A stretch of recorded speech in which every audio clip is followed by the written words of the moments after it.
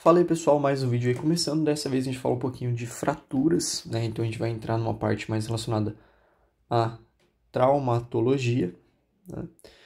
Então geralmente essas fraturas elas são de origem traumática, né? E aí a gente vai falar sobre classificação, tipo de consolidação, as etapas da consolidação óssea, e falar um pouquinho sobre fixadores, beleza? Então a ideia é a gente ter uma visão meio geral relacionada à fratura e o processo de remodelação óssea e coisas nesse sentido. Então, para a gente começar, né, quando a gente fala em fraturas, a gente tem a classificação, né, dessas fraturas. Então, a gente começa falando sobre a classificação.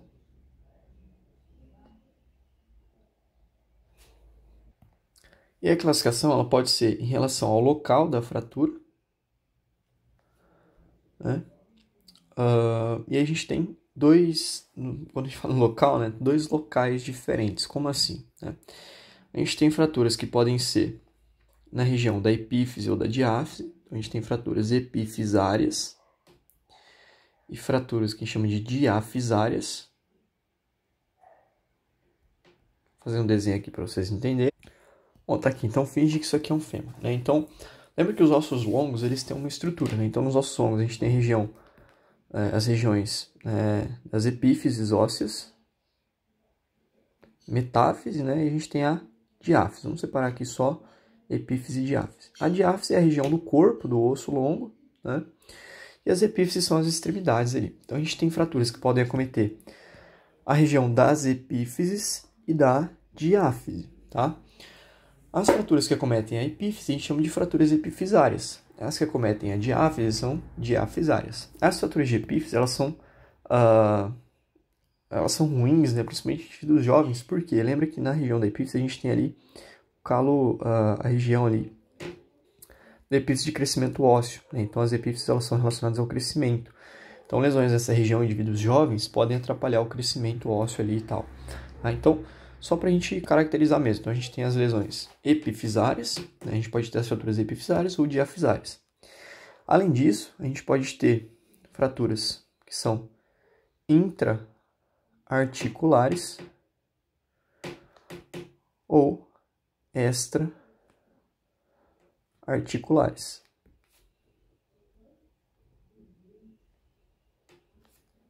Bom, então aqui tem outro esqueminha, né? Imagina que aqui eu tenho dois ossos, né? Aqui eu tenho uma articulação, então aqui está a minha articulação.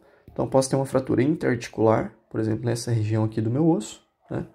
Isso são fraturas que a gente chama de intra-articulares, como o próprio nome diz, dentro da articulação. A gente pode ter extra-articulares, né? Então, por exemplo, na região aqui de diáfise óssea, vamos supor que eu tenho uma fratura aqui, essa no caso a gente chama de extra-articular. As fraturas interarticulares, elas tendem a ser um pouco piores em relação ao prognóstico, porque o processo de cicatrização ele é mais lento, tá?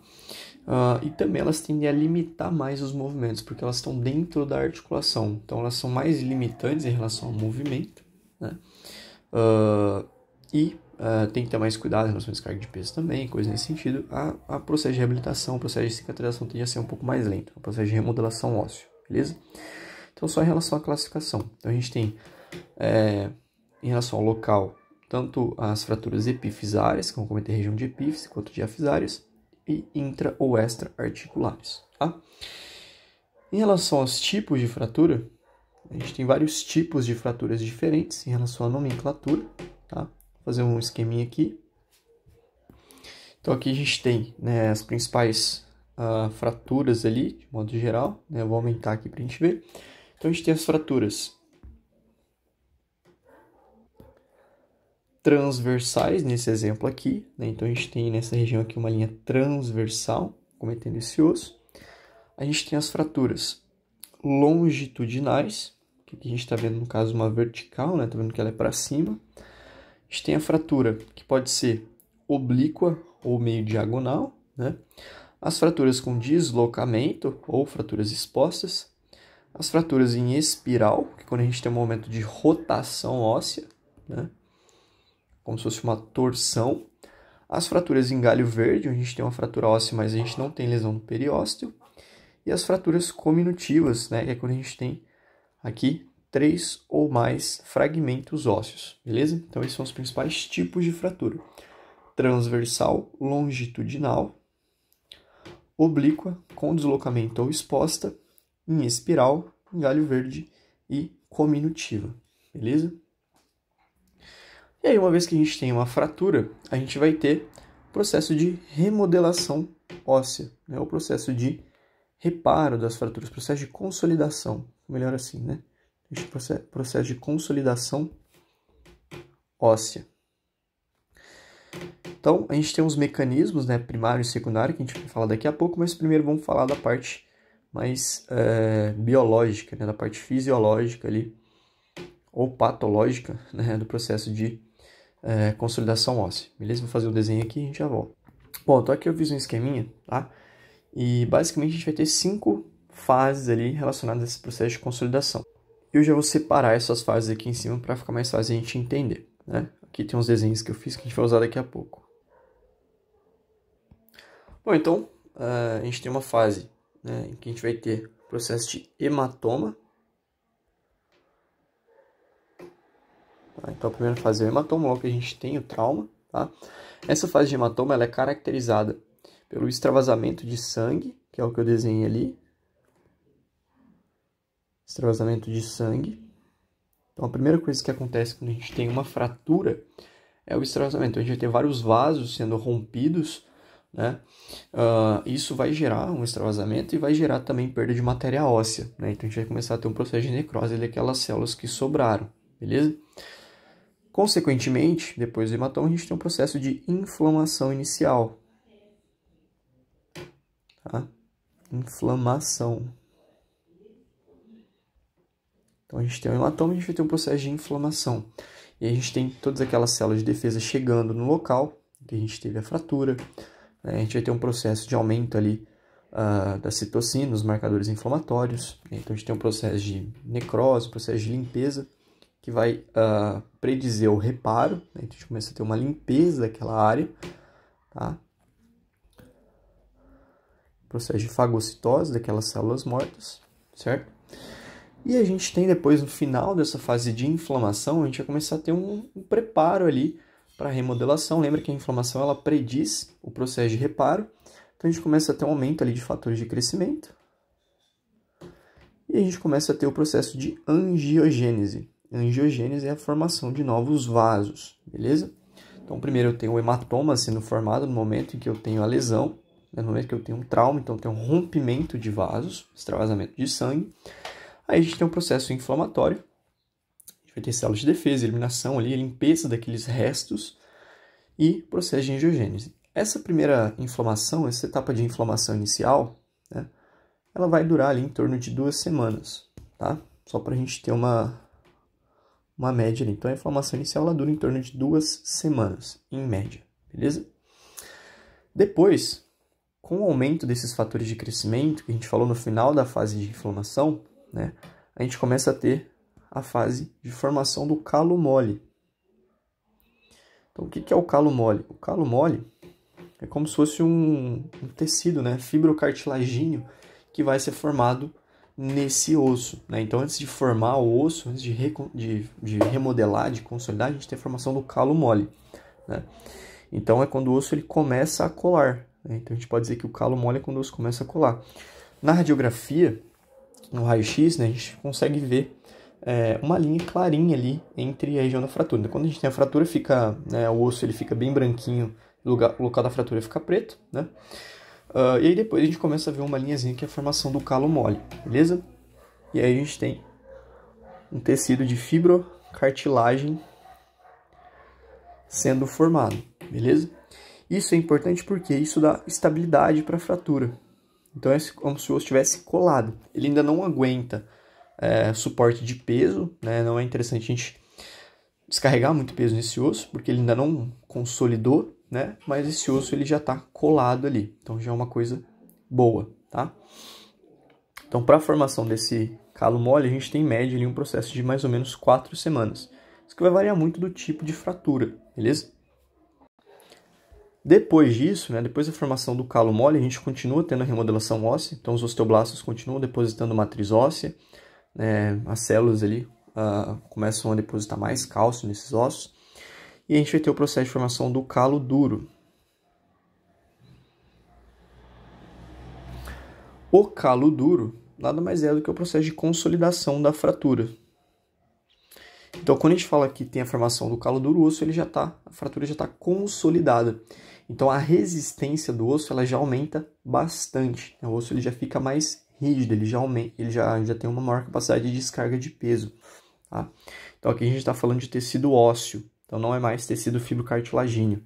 Lembra que aqui eu tenho uma fibrocartilagem no calo mole, aqui eu já tenho o tecido ósseo. Tá? Então, calo duro, aí já permite descarga de peso, né? Aí o osso já está praticamente consolidado. Esse processo ele vai levar aqui até 8 semanas, dependendo do tipo de fratura, da extensão dessa fratura, beleza? E aí, por último, deixa eu carregar isso aqui mais para o lado. A gente tem esse processo aqui que a gente chama de processo de remodelagem, ou remodelamento, tá? Esse processo de remodelamento ele vai ser ali ao longo de anos, né? Então, 1, 2 anos ele vai ser um processo constante. Então, lembra que o tecido ósseo é um tecido vivo, está em constante renovação. Então, essa remodelagem, o remodelamento, ele é um processo constante, né? Que vai acontecer ao longo de toda a vida, beleza? E basicamente é isso, né? Então, a gente falou aqui desde a primeira etapa, né, até as últimas. Em relação à rigidez do osso, né, a questão de capacidade de carga que o osso aguenta, né, aqui a gente pode gradar de 0 a 4, né, em relação à capacidade desse osso de aguentar a tensão, a compressão. Então, nas fases iniciais, na fase de inflamação, o osso ele não suporta nenhum tipo de carga, né, então a gente tem que ficar realmente imobilizado, não pode descarregar peso.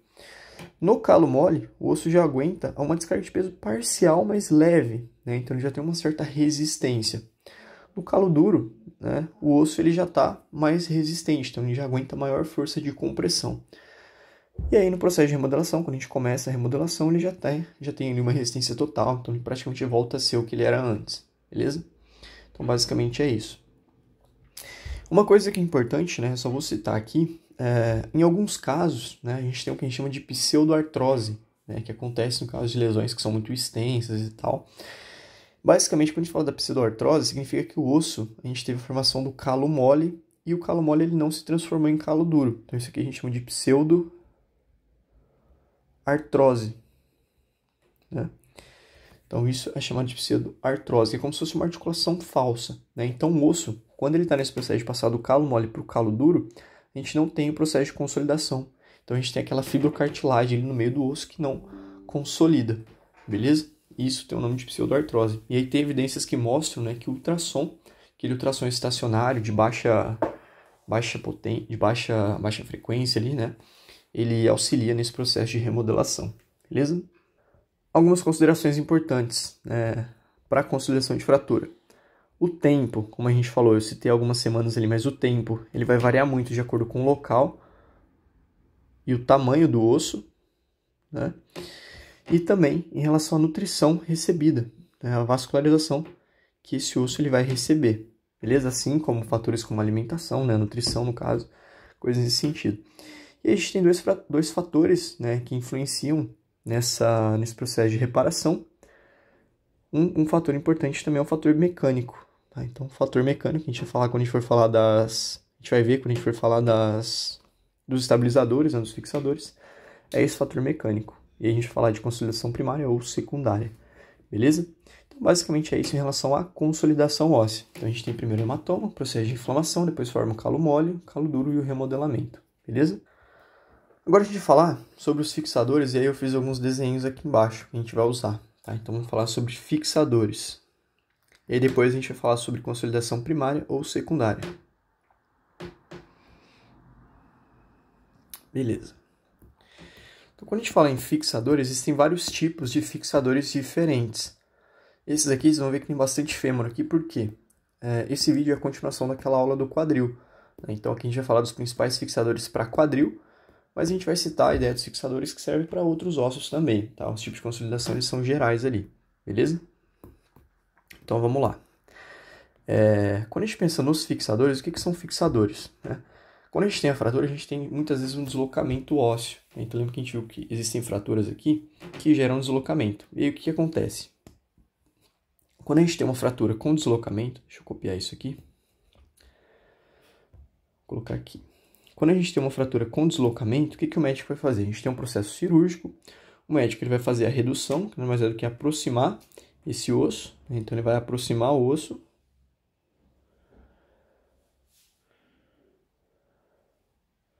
Então ele aproxima ali,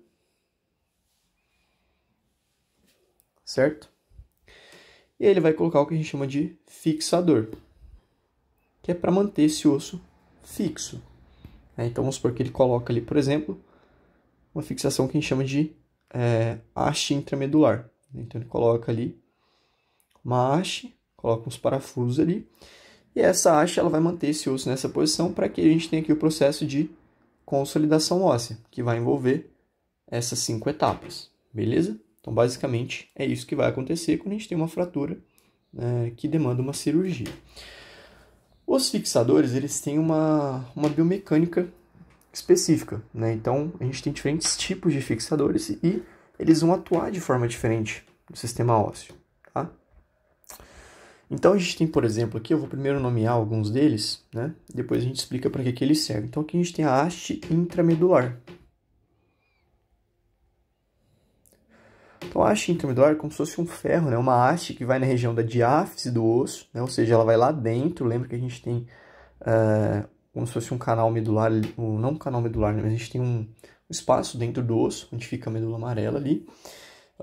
E aqui a gente vai, é como se o médico ele colocasse um ferro ali dentro para manter esse osso fixo, tá?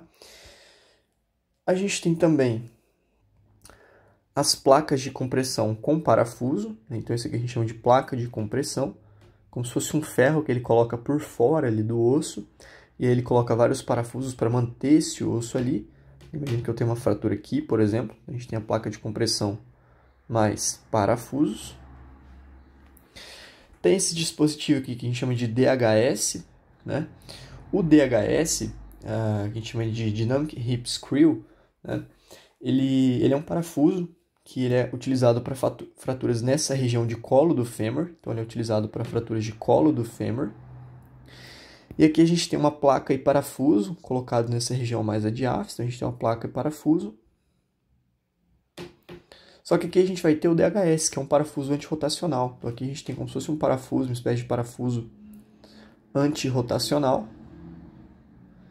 que vai permitir ali micromovimentos, né, que a gente vai explicar já o que é isso, tá? Então esse é o DHS, beleza? Depois eu vou voltar e falar de novo de cada um desses aqui. E existe um outro tipo que é para fratura proximal de fêmur, né? Quando a gente tem fraturas proximais,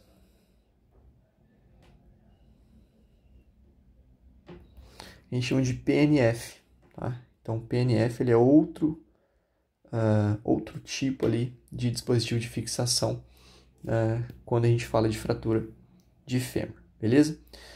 Eu já vou voltar nisso aqui, mas primeiro eu vou explicar agora em relação a esses fixadores, qual que é a importância deles em relação aos tipos de consolidação. Então aqui a gente ainda vai falar da consolidação óssea, né? Os mecanismos de consolidação. Então a gente tem dois tipos de consolidação óssea.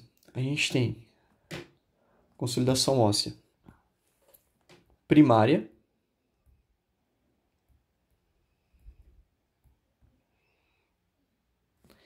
e a gente tem a secundária.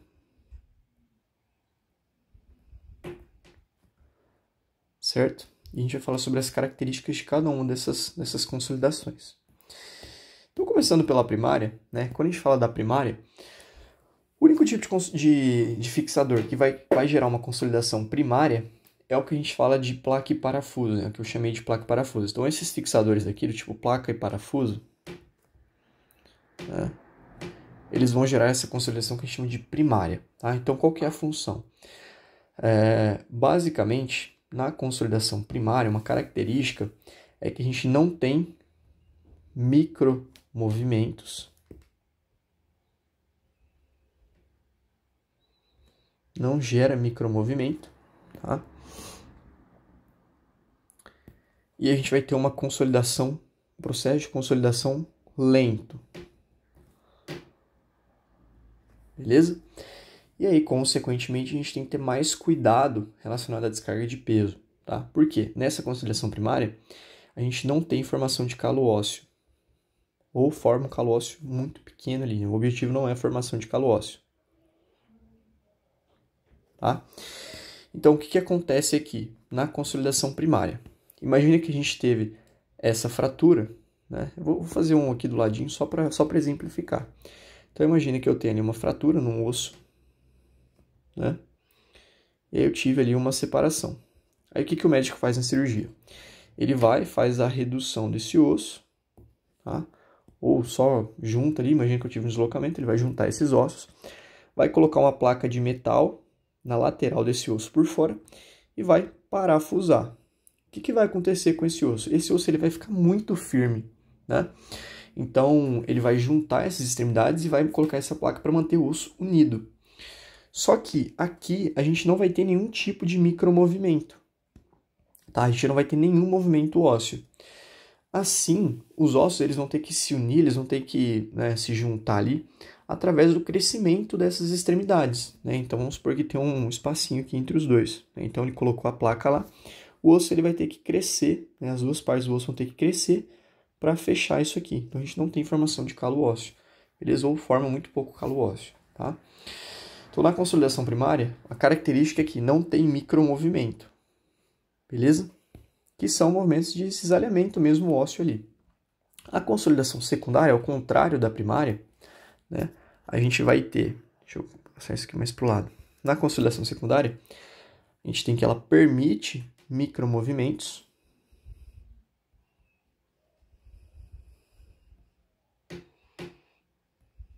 Permite micromovimentos. A gente tem a formação do calo mole.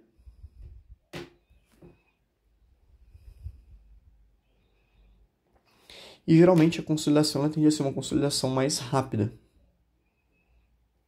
Beleza? Que permite uma descarga de peso antes ali, tá? Então, no caso da haste intramedular, vocês estão vendo o quê, né? Eu tenho o osso longo aqui, eu tenho as fixações da haste, só que essa região, né, ela tá sendo unida ali pela haste, a haste ela não deixa que o osso se separe, só que aqui a gente vai ter micromovimentos. Então, imagina que eu tenho o osso ali, né? Imagina que a gente deu um zoom aqui. Então, eu tenho lá o osso, e aqui eu tenho uma haste passando. O que acontece? Quando eu me movimento, a gente vai estar com o membro imobilizado ali, mas imagina que eu tenho uma fratura de tíbia. Quando eu movimento ali o meu quadril, né, enfim, quando eu vou andar de muleta, de qualquer coisa, eu tenho processos de cisalhamento ósseo acontecendo aqui, que a gente chama de micromovimentos. Então eu tenho a haste aqui limitando, impedindo com que o osso ele se separe, só que a gente tem micromovimentos. Então é como se esse osso ele estivesse se movimentando, né? Só que muito pouco, então são pequenos movimentos. Esses movimentos, se a gente for dar um zoom lá, imagina que eu tenho as células lá, os osteoblastos, osteoclastos e tal. Esses movimentos eles vão estimular, né? Então aumenta o estímulo para as células ósseas, principalmente os osteoblastos. Então esses micromovimentos eles estimulam os osteoblastos. E aí o que acontece? A gente tem um aumento, né, no processo de síntese de matriz óssea.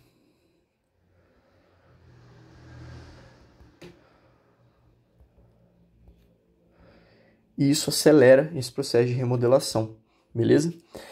Então, qual que é a importância desses micromovimentos, no caso da consolidação secundária? Os micromovimentos eles vão fazer com que a gente tenha um maior estímulo dessas células ósseas, que vão depositar mais matriz, e a gente tem a formação do calo mole, que depois vai virar calo duro, e a consolidação é mais rápida, por conta desses micromovimentos, beleza? Então, basicamente é isso, beleza? Então, só recapitulando aqui. A gente tem dois tipos de consolidação. A consolidação primária, que ela é dada principalmente por esse dispositivo de placa e parafuso, que não permite movimento. Então, ele mantém o osso firmemente unido. Não permite micromovimento, né? Então não vou ter formação de calo ósseo, e a consolidação óssea ela é mais lenta. Por quê? Não tem o micromovimento para estimular as células, então o osso ele vai ter que crescer. Lembra que o osso ele tem que crescer até as pontas se unirem ali. A consolidação secundária, ela permite micromovimento, né? A gente tem formação de calo mole e ela tende a ser mais rápida, porque os micromovimentos eles vão estimular essas células ósseas a gerarem um processo de consolidação mais rápido, beleza? E aqui, voltando para esses fixadores, a gente vai ver agora as características deles, né? Então, de novo aqui, tá? Então, em relação à consolidação, ao tipo de consolidação, tá? O DHS, lembra que a gente falou de Dynamic Hip Screw, ou seja, ele é um estabilizador dinâmico. Então aqui a gente tem a placa e parafuso, só que a fratura está aqui no colo do fêmur. Então eu vou perguntando, vocês pausam o vídeo, pensam e respondem. Depois a gente vê aqui. Que tipo de consolidação vocês acham que é que a gente vai ter nesse DHS? Primária ou secundária? Então vocês pausaram o vídeo, né? Nesse caso aqui a gente vai ter uma consolidação do tipo secundária. Por quê? Porque a gente tem esse parafuso aqui, né? Que ele vai fazer o quê? Ele vai manter essas duas regiões ósseas unidas, só que ele vai permitir micromovimentos. Por isso que é um fixador dinâmico, tá? Aqui a gente tem a placa de compressão mais os parafusos, que a gente viu que ela vai ser estática, a gente vai ter uma consolidação aqui nesse caso primária, né? Então a gente não vai ter nenhum tipo de micromovimento aqui. Aqui no DHS a gente viu que a consolidação é secundária. O PNF, né, para fraturas proximais ali, o PNF, né, a gente chama de Proximal Femur Nail, né? Que é como se fosse uma haste proximal do fêmur, se a gente for traduzir, né? Então a gente está falando de uma haste. Então nesse caso aqui, por ele ser uma haste, ele vai gerar micromovimento e a gente tem uma consolidação tipo secundária. E aqui a própria haste, que a gente falou, a haste intramedular, então a gente também vai ter, nesse caso, consolidação secundária, ou seja, a gente vai ter micromovimentos, beleza? Basicamente é isso. O que a gente tem que considerar aqui? Quando a gente está falando de uma consolidação primária, vai impactar em um tempo maior, né, pro reparo ósseo. Então a gente precisa ter mais cuidado com esse paciente em relação à descarga de peso. A consolidação secundária ela tende a ser mais rápida, então a gente tende a ter um processo de recuperação, né, descarga de peso um pouco precoce. Não precoce, mas quando a gente tem informação do calo mole, talvez uma descarga parcial, e informação do calo duro, a gente pode fazer a descarga total. Beleza? Então basicamente é isso em relação a essa parte de traumatologia. E a gente vai encerrar o vídeo por aqui, beleza? Então a gente falou o quê? A gente falou um pouquinho sobre fraturas, né? Sobre a classificação das fraturas, os tipos de fratura, sobre a fisiopatologia, né, ali do processo de consolidação óssea, e falou sobre a biomecânica relacionada aos fixadores, tá? Então a gente tem a consolidação primária e a consolidação secundária, beleza? Só lembra dos micromovimentos ali, que na primária não tem, e na secundária tem, que isso aí já é meio caminho andado, o resto você lembra, tá? E aqui a gente falou dos principais fixadores aqui para fraturas, né, de fêmur. E aí a gente vai lembrar, né, da questão do conceito, né, de consolidação primária e secundária dos fixadores aqui, né, haste, placa e parafuso, para as outras lesões de ossos longos, né, como em tíbia, né, fíbula e tal, mas basicamente é isso. Então até o próximo vídeo, espero que esse vídeo tenha ajudado.